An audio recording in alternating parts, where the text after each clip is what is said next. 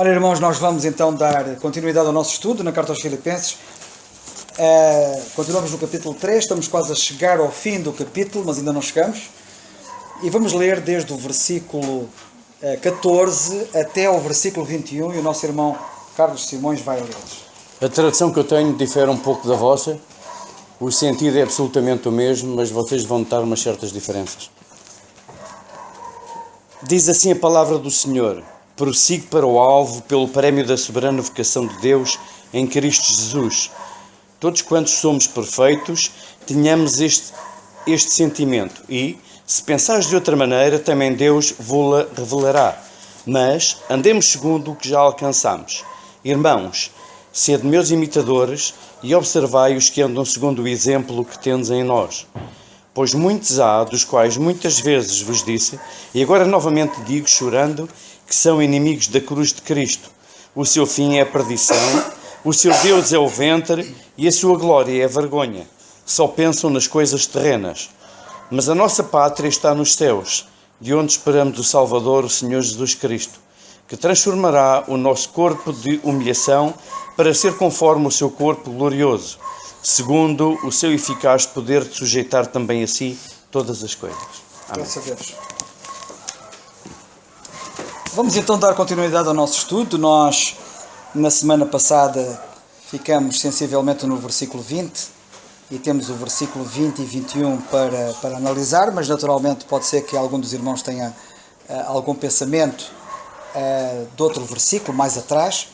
De qualquer das maneiras, eu gostaria de deixar uns pensamentos. Eu deixei as minhas notas sobre da passagem em casa, na secretária, não as trouxe, e eu andei ali com tanto trabalhinho a tirar várias anotações e lamentavelmente deixei aquilo na secretária. Eu vou tentar dizer algumas das coisas de que me lembro de cor. Isto particularmente o que era mais importante aqui, para além das passagens, mas eu as passagens sei onde é que elas estão sensivelmente.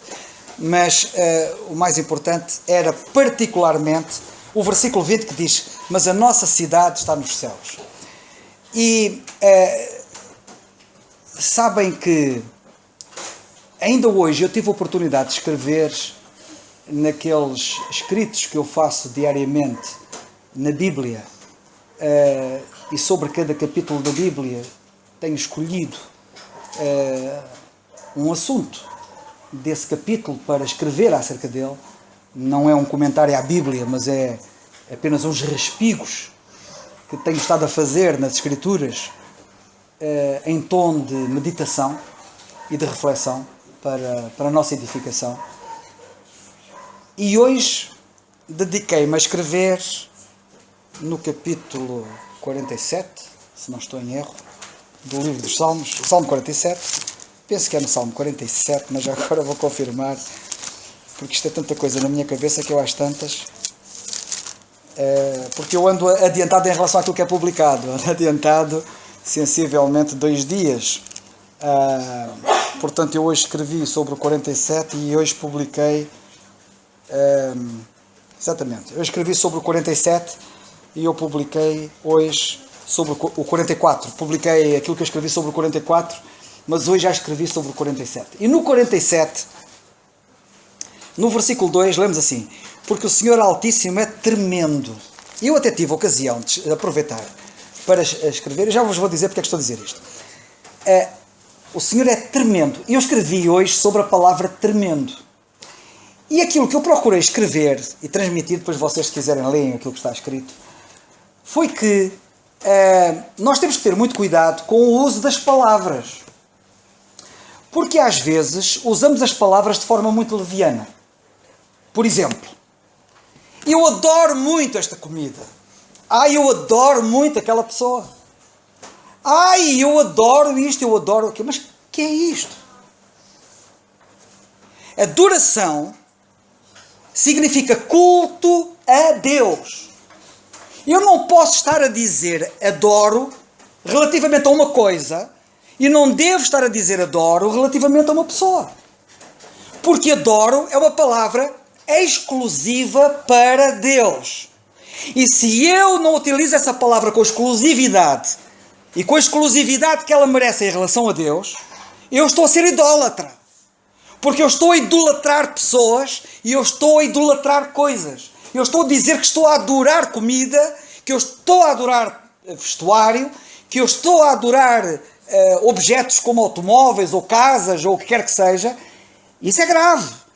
Eu sei que vocês vão dizer assim, mas eu não adoro nada. Eu digo adoro, mas eu quero dizer eu gosto muito. Então digo eu gosto muito. Se o que vocês querem dizer é eu gosto muito, por que é que não dizem eu gosto muito? Eu gosto de uma forma fantástica, extraordinária. Digam tudo o que quiserem sobre o gosto, mas não digam adoro. Outra palavra que, por exemplo, as pessoas utilizam de forma leviana é a palavra entusiasmo.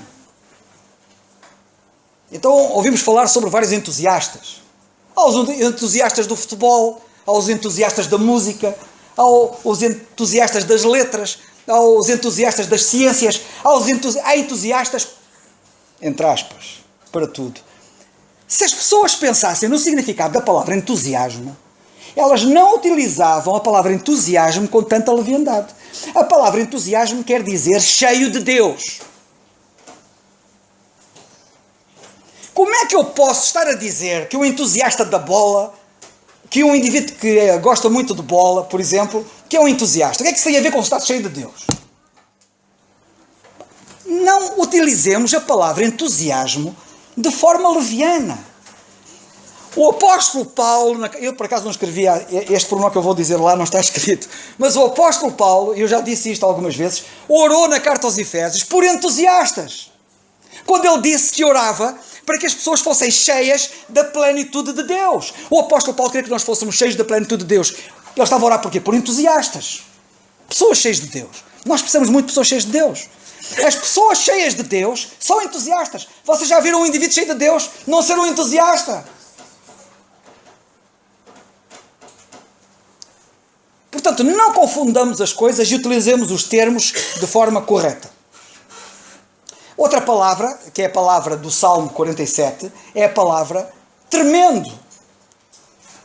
E eu agora vou reservar isso para depois, quando vocês lerem isso, digo já tudo o que está lá escrito.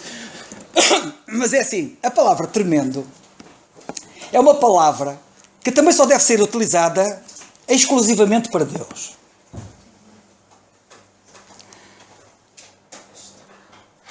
O que é interessante, na análise da palavra tremendo, depois leiam, ok? Porque aquilo está lá escrito e, portanto, ficou registado e está lá escrito.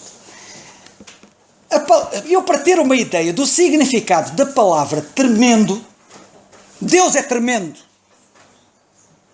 E eu vou dizer uma coisa, Deus é tremendo e não há nada nem ninguém como Deus. E, portanto, não há ninguém tremendo. E para eu perceber qual é o significado da palavra tremendo, eu tenho que ver a panóplia de significados que andam à volta da palavra tremendo. Ou seja, eu vou dizer de outra maneira. Não existe uma palavra na nossa língua, e penso que em língua nenhuma, não existe uma palavra que só por si esgote nela o significado da palavra tremendo. Porque há palavras que até são sinónimas de tremendo, que dão ideia do que é tremendo, mas essas palavras apenas nos mostram uma faceta da palavra tremendo. E é com o conjunto do significado de todas as palavras que nós ficamos com a ideia do que é que quer dizer tremendo. Se eu ficar só com o significado de uma palavra, eu não teria o quadro completo. Eu tenho o quadro completo com as várias palavras que são utilizadas para descrever tremendo. E onde reparar que algumas delas são exclusivas de Deus. Eu gosto da palavra tremendo. Ela é bíblica. Está cá. E é utilizada em relação a Deus. Eu estou a dizer isto tudo para quê? E tenho que me calar. Senão, não saio daqui. No capítulo 3 da carta aos Efésios, no versículo 20, temos aqui: a nossa cidade está nos céus. Eis uma palavra que muita gente não sabe o que é que quer dizer. A nossa cidade. É curioso nós, e é interessante, pegarmos nas várias versões da Bíblia, nas várias traduções, como o Carlos estava a dizer. Como é que diz a sua versão neste caso? Por favor, Carlos. Em que versículo é 3:20. Diz assim: mas a nossa pátria está no céu. Ora, muito obrigado. A nossa cidade é traduzida noutras versões da Bíblia por exemplo, a nossa pátria.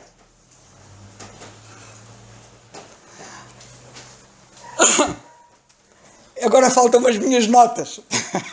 Deixei as minhas notas em cima da secretária. Eu fiz um apanhado de várias traduções e o que é que elas dizem sobre este termo que na nossa versão aqui é traduzida por cidade. Olha, vamos dizer uma tradução francesa, por exemplo, célebre e boa, de John Nelson Darby. John Nelson Darby foi um grande gigante das Escrituras, um grande ensinador da Bíblia. Ele era inglês, ele era advogado, ele nunca casou.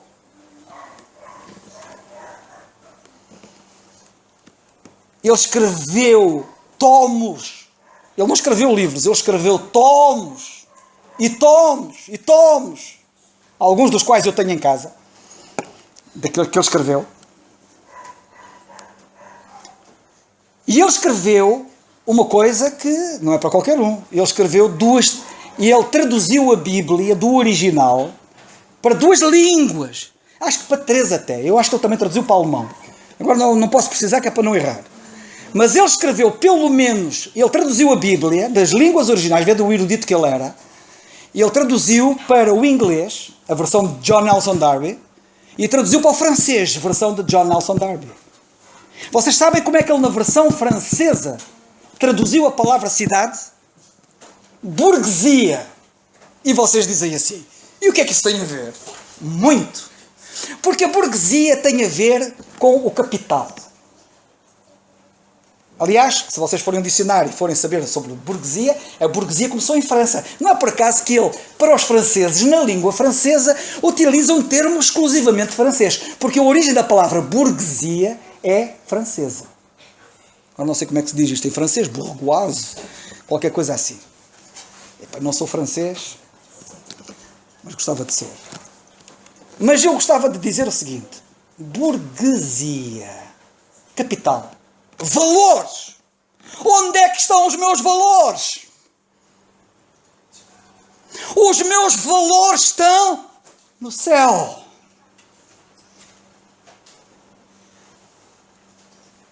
Quanto ao resto, eu depois vou reservar para o resto, porque eu não trouxe as minhas notas, porque tem vários termos para a palavra... por exemplo, vou dizer só mais uma. Há uma versão, por exemplo, que diz, até versões inglesas, por exemplo, que dizem conversation. Our conversation is in heaven. A nossa conversação, notem, a nossa conversação está no céu. Sabem como é que dizem os brasileiros para conversação? Eles não dizem conversação. Vocês vão falar com um brasileiro e dizem conversação e ele diz assim, o que é que isso quer dizer? Conversação. Eu digo os brasileiros em termos gerais, porque há de haver brasileiros que sabem. A palavra conversação, no Brasil, correntemente não se diz conversação. Diz-se bate-papo. É bate-papo. E a grande questão é esta, onde é que está o meu bate-papo? O meu bate-papo está no céu. Eu vivo uma vida de oração. E o meu bate-papo é falar com Deus. O meu bate-papo está no céu, está com Ele. Eu oro sem cessar, a minha vida é uma vida de oração. E quando eu converso e quando eu falo é acerca do céu, é acerca das coisas de Deus, é acerca das coisas celestiais. Que tipo de bate-papo é o meu? Então eu estou a dizer isto para quê? Para vos dizer que para nós termos uma ideia completa do significado da palavra cidadania, há uma outra versão que diz cidadania, a nossa cidadania, aqui diz a nossa cidade, não é? Há outra que diz que é a nossa cidadania, e daí é que vem a palavra política, porque a política tem a ver com cidadania, e por isso é que alguns dizem que a nossa política, a nossa cidadania está nos céus.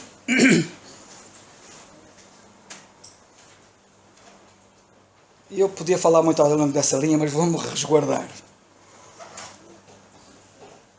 Eu gostava de dizer o seguinte, para nós termos uma ideia completa do significado deste termo aqui na Bíblia, É importante sabermos os outros termos, porque é do conjunto de todos eles que nós ficamos com um quadro completo da ideia que Deus nos quer transmitir aqui. É um pouco como a palavra tremendo. Cidade. E eu vou já terminar, passar a palavra ao nosso irmão Daniel, só para dizer o seguinte. A Bíblia só fala de promessas acerca do céu nas epístolas de Paulo. Vocês escusam de procurar céu e ir para o céu fora das epístolas de Paulo, que vocês nunca encontram nada de ir para o céu a não ser nas epístolas de Paulo. Que é uma coisa curiosa, muita gente nunca tinha pensado nisso. Como vocês sabem, os testemunhas de Jeová, por exemplo, falam muito em terra, terra, terra, terra, terra, terra. E de facto a maior parte da Bíblia fala de terra, terra, terra, terra. E há uma pequena parte da Bíblia que fala de céu, céu, céu. Sabe o que é que os testemunhas de Jeová fazem? Pegam nessa pequena parte da Bíblia e diz que aquilo diz respeito aos 144 mil, são eles que vão para o céu. Curiosamente, quando eu leio na Bíblia, vejo que os 144 mil estão na terra, que é uma coisa curiosa, mas isso não vamos agora falar aqui. Só Paulo fala da esperança celestial. E aliás, isto vem também de encontro a um outro pormenor importante, que muitos às vezes não querem falar muito da carta aos Hebreus, mas a carta aos Hebreus, para mim, é paulina. E foi Paulo que a escreveu. Eu sei que não está lá escrito o nome de Paulo, mas nem precisa. A assinatura dele lê-se entre linhas. E ele fala da esperança celestial na carta aos Hebreus. Eu sei que muitos dizem que aquilo aos Hebreus... Isso ia dar uma grande conversa. Carta aos Hebreus, para mim, é paulina. E também fala da esperança celestial. E até fala da vocação celestial. Vocês não encontram fora das epístolas de Paulo chamada celestial, vocação celestial, cidade celestial, casa celestial. Não encontram. É escusado, é só terra. Mateus capítulo 5, Sermão da Montanha. Os mansos herdarão a terra. Mas o Senhor Jesus Cristo, no mesmo sermão, diz: colocai tesouros no céu. Sim, colocar tesouros no céu. E daí? Colocar tesouros no céu é uma coisa, e ter casa no céu é outra. Eu tenho os meus tesouros no banco, mas a minha casa não é o banco.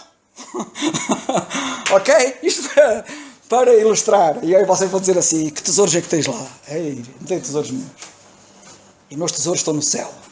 E a minha casa também, já agora. Mas isto é outra coisa. O que eu quero que vocês compreendam é o seguinte, e muita gente não compreende isto. Duas coisas, e vamos já calar, Daniel, passo já a palavra. Hoje é um dia excepcional. Hoje é até à meia-noite. Deixem-me só dizer muito rapidamente duas coisas muito rápidas, porque senão depois já não vai, depois já não dá. A primeira que muita gente não sabe é qual é o papel dos crentes cuja esperança é terrena, e qual é o papel dos crentes cuja esperança é celestial.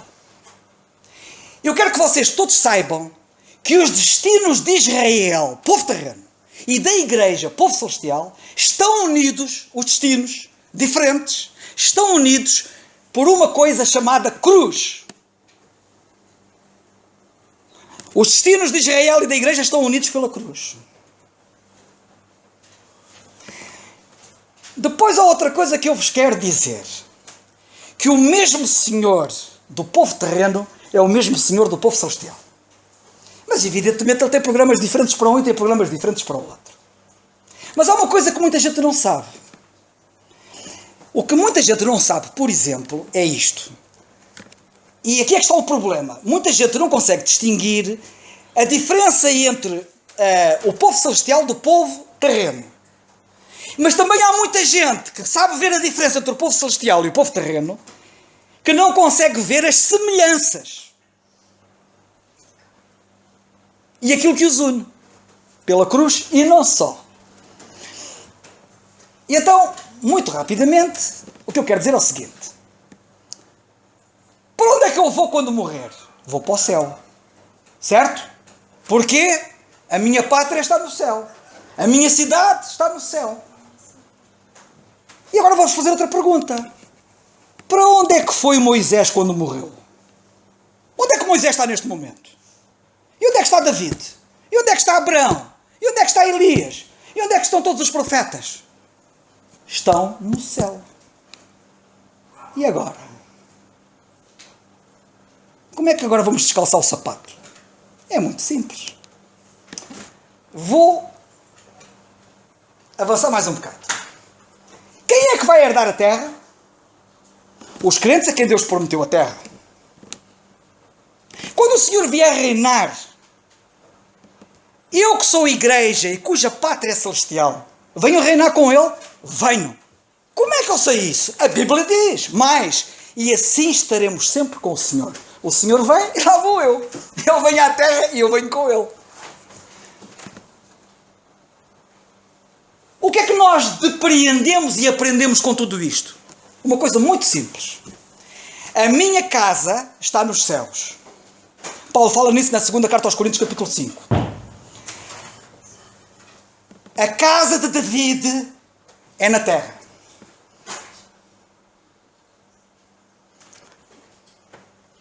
A minha casa é no Laranjeiro.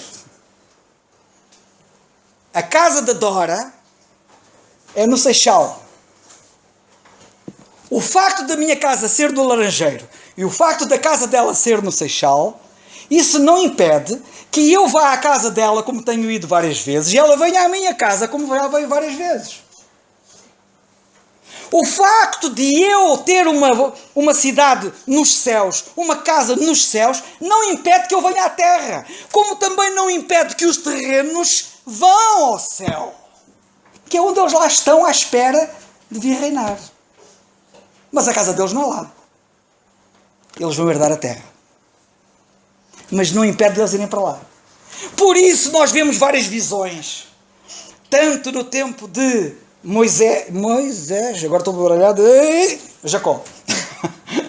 Tanto no tempo de Jacó, como no tempo do Senhor Jesus Cristo, através de Natanael, na conversa que o Senhor teve com Natanael, eles verem uma escada entre os céus e a terra, e os anjos de Deus subirem e descerem, e há comunicação entre os céus e a terra, há gente a ir lá e a vir, e a ir e a vir, vai ser uma coisa fantástica no futuro, entre os crentes terrenos e os celestiais. Mas estão unidos pela cruz, e o facto das casas serem diferentes não impede que não se visitem. É uma maneira assim muito simples de eu poder explicar isto. Compreendem? Que Deus nos ajude. Não.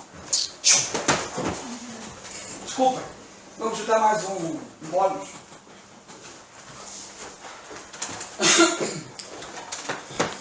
Muito boa noite. Uma vez que não está ninguém à janela, sentado à janela, podemos alargar a prática até à meia-noite. Ora, muito bem, queria falar rapidamente sobre esta questão desta palavra que é traduzida aqui por cidade. A palavra politeuma, de onde vem a nossa política. Também podemos dizer que a nossa política está nos céus, a nossa conduta, a nossa cidadania, tudo isso deve estar nos céus. E queria só salientar este facto bastante interessante, que esta palavra, Paulo utiliza praticamente a mesma palavra nesta epístola.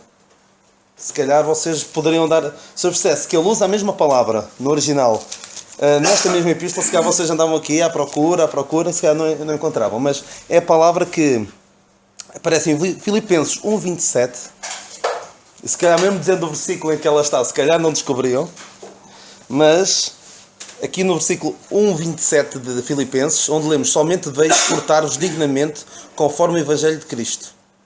Esta palavra portar-vos é o verbo, da qual esta palavra, que é traduzida por cidade, esta palavra politeuma, é o substantivo, sim, é o nome. Ou seja, a nossa cidadania, a nossa conduta, a nossa maneira de agir está nos céus. E ele esperava que os crentes de Filipos se portassem de uma forma condizente com a sua cidadania, com a sua vocação celestial. E eu gostava de que cada um de nós pensasse um pouquinho se nós estamos a comportar de acordo, se a nossa conduta está de acordo com a nossa vocação, com a nossa cidadania. Nós devemos recordar que nós, os crentes, somos chamados embaixadores. Nós, apesar de vivermos aqui neste mundo, nós somos representantes de Deus do reino celestial aqui na Terra. E o objetivo de um embaixador, como nós conhecemos, os representantes de um determinado país ou de um determinado reino noutro lugar, não é o de fixar raízes nesse lugar. Não é o de, se por vezes é preciso aculturar-se um pouco ao sítio onde está, mas ele sabe que mais cedo ou mais tarde há de voltar para a sua terra. Um embaixador de Portugal nos Estados Unidos sabe que mais cedo ou mais tarde há de voltar para Portugal. E que interesse é que ele deve defender? Deve defender os interesses do seu país. E nós, como cidadãos dos céus, devemos representar aqui na Terra os interesses do nosso Deus, da nossa cidadania. Nós, no fundo, estamos aqui a exercer a política dos céus. E sabe uma coisa? Se nós não exercermos, mais ninguém vai exercer. Se nós não nos esforçarmos por esta conduta dos céus aqui na Terra, não estejamos à espera que sejam os outros. Não estejamos à espera que sejam os outros que vão travar as lutas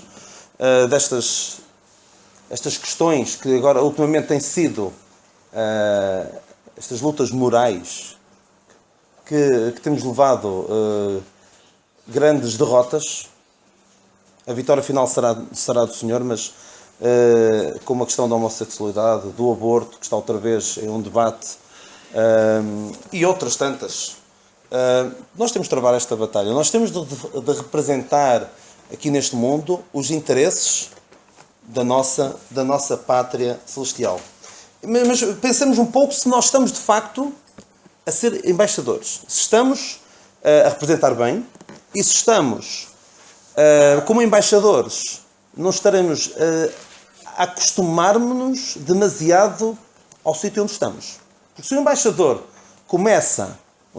de Portugal nos Estados Unidos, usando essa figura, começa a parecer-se demasiado com o país onde está, já não está a exercer bem as suas funções.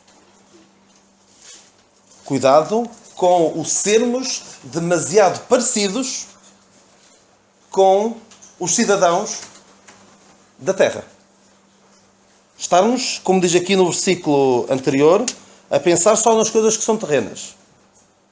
Nós somos exortados a pensar nas coisas que são de cima.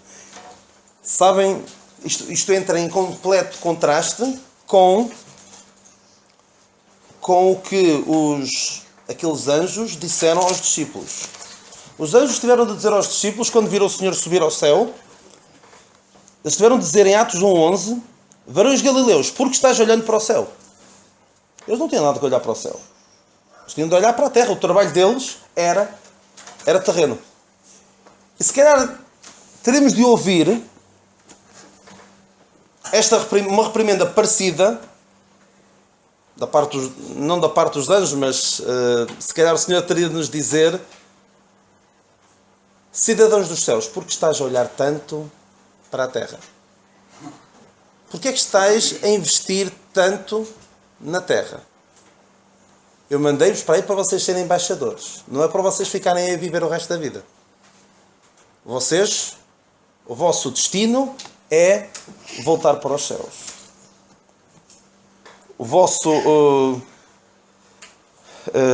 Os vossos planos de reforma devem estar nos céus. Não devem estar aqui na terra. E é triste quando os crentes investem demasiado aqui na terra. Claro que temos de usar os nossos corpos, os nossos bens materiais, mas deve ser sempre com vista na eternidade. E eu, ainda sobre esta passagem, fico um pouco preocupado, mas se calhar também comigo é fácil, para mim é mais fácil, quando não tenho... já vou perceber porquê. Quando os crentes estão demasiado preocupados com o seu corpo, eu já falei nisso na semana passada, estão demasiado preocupados com o culto do corpo, da sua aparência. A mim é mais fácil não me preocupar muito com a aparência, desleixar um bocado, se calhar a aceitação um pouco melhor nos homens do que nas mulheres. Mas será tão importante investir no corpo? O que é que vai acontecer ao nosso corpo? O que é que ele diz no versículo 21? O qual transformará o nosso corpo esbelto, é isso que diz aqui? O nosso corpo trabalhado, O nosso corpo do qual nós investimos tanto, não o nosso corpo abatido. Portanto, não investamos. Claro que devemos fazer por ter uma aparência cuidada, mas demasiado investimento em algo que é para parecer não é sábio da nossa parte. Como já tem dito várias vezes, o apóstolo Pedro diz: havendo depois de parecer todas estas coisas, que pessoas nos convencerem santo trato e piedade. Tudo isto vai ardendo, se desfará todo este mundo. Portanto, não investamos tanto neste mundo. Eu só queria deixar uma tradução, já que o irmão Carlos falou de tradução. Um crente que também fez um trabalho notável no que diz respeito à língua grega, a tradução do grego para o inglês, principalmente, um crente de nome Vincent, não, o West. Há dois que eu sigo bastante, e o West. E ele traduz este versículo da seguinte forma: porque a nossa comunidade, porque a comunidade da qual somos cidadãos tem a sua localização fixa no céu. Ou seja, não é como a Nova Jerusalém que desce, está no céu, mas desce. Não, é completamente distinto. E não confundamos, já disse isso na semana passada, não confundamos a nossa cidade que está nos céus com a Nova Jerusalém que há de descer. Então, porque a comunidade da qual somos cidadãos tem a sua localização fixa no céu, de onde, com a nossa atenção retirada de tudo o resto, aguardamos ansiosamente o Salvador, o Senhor Jesus Cristo. Deve ser esta a nossa expectativa, olhar para o céu, claro, não descurando, não fazendo como chegaram a fazer os Tessalonicenses, que desistiram de tudo o resto, estavam a pensar que o Senhor vinha e que já não precisavam de fazer mais nada. Não é nesse sentido. Mas tudo quanto nós fizermos, façamos pensando onde é que eu estou a investir. Estou a investir para a eternidade? Estou a investir na minha cidade celestial? Ou estou a investir neste mundo absolutamente passageiro? Era só.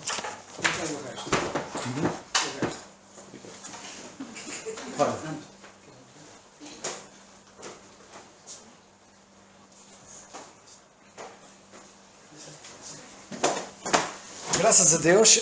Eu vou terminar apenas dizendo uma coisa que eu esqueci-me de dizer e que é importante dizer. Uma das traduções que ele agora fez-me lembrar, que de facto algumas versões dizem, é exatamente comunidade. A nossa comunidade está no céu. A nossa comunidade está no céu.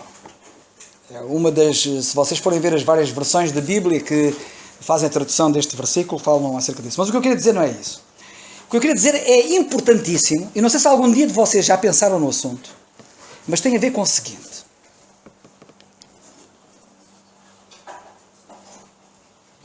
Que é para nós podermos perceber a razão da nossa esperança ser celestial. Porquê que a minha esperança é celestial? Porquê que eu vou para o céu? Porquê que é lá que eu tenho a minha cidade? Sabem porquê que eu vou para o céu e porquê que eu tenho lá a minha cidade? Não sabem. É claro que isto pode ser visto de vários ângulos. Mas esta para mim é a razão principal. Na carta aos Coríntios, lemos assim, no capítulo 15, eu cito, versículo 47. O primeiro homem da terra é terreno. O segundo homem, o Senhor, é do céu. O Senhor é do céu. O Senhor é o Senhor do céu. E quando eu, ouvindo o Evangelho da graça de Deus, creio no Senhor Jesus Cristo como meu Salvador e me converto a Ele, me salvo, eu sou unido a Ele, sendo um com Ele. Torno-me membro do seu corpo, sou osso dos seus ossos, carne da sua carne. Se Ele é do céu, onde é que vocês pensam que eu ia estar? Se fiquei unido a Ele para sempre, no céu também. Que graça! Graça por me unir a Ele. E graça por me levar para onde Ele está. Que Ele também não tinha maneira de fazer de outra maneira. Ou unir-me a Ele, para onde Ele vai, aí vou eu. Por isso, diz a Bíblia, que quando formos arrebatados, carta aos Tessalonicenses, primeira carta, capítulo 4, lemos, e assim estaremos sempre com o Senhor. Porquê é que estamos sempre com Ele? Só porque Ele nos quer ter sempre ao pé dEle? Sim, é verdade que Ele quer. Mas vamos estar sempre com Ele, porque o corpo une-se à cabeça e uma cabeça junto a um corpo jamais se separarão. E para onde Ele vai? Onde vai a cabeça, vai o corpo. Compreende? E eu gostava de ter a força de um anjo, que não tenho. Nem eu, nem ninguém.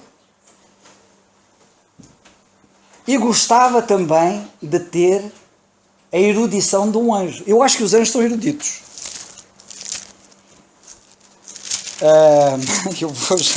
Eu vou já terminar. Ainda que eu falasse as línguas dos homens e dos anjos, eu gostava sinceramente de poder falar a língua dos anjos. Este versículo tem muito que se lhe diga, mas eu não vou entrar no significado dele. Mas eu gostava de ser erudito como os anjos. E força. Sabem que ele tem muita força. Mas atenção. Eu estou a falar de força física. Hein? E eu tenho todo o poder do Senhor ao meu dispor. Em Cristo eu posso todas as coisas. Mas eu estava a falar de força física. E estou a falar de eloquência, de linguagem. Mas eu gostava de ter a eloquência de um anjo para às vezes poder tornar isto mais claro, para as pessoas poderem ver melhor. Que o Senhor nos abençoe, irmãos. Que o seu Espírito, na sua graça, possa suprir o que falta à nossa capacidade. Para nos iluminar, para nos mostrar com clareza a porção que temos em Cristo, que é admirável. Ele é tremendo. Ele é tremendo. Nando, vens aqui para terminar com a oração, se faz favor.